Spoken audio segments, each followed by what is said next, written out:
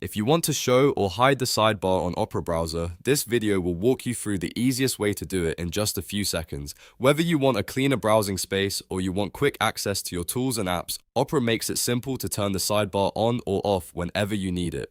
And before we get into it, if this tutorial helps you out, make sure to hit the like button and subscribe for more quick browser tips and software guides. Alright, let's start with how to hide the sidebar. First, open Opera browser on your computer. Once Opera is open, look at the bottom left corner of the sidebar and click the three dots icon. This opens the sidebar options menu. Now scroll down through the menu until you find the show sidebar option. If it's turned on, toggle it off and the sidebar will disappear from the browser window. This is perfect if you want more screen space while browsing.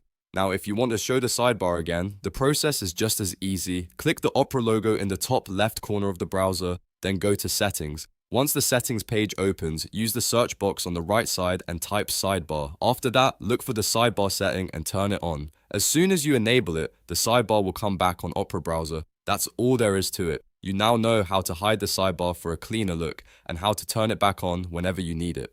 If this video helped, please give it a like, subscribe for more tutorials, and I'll see you in the next one.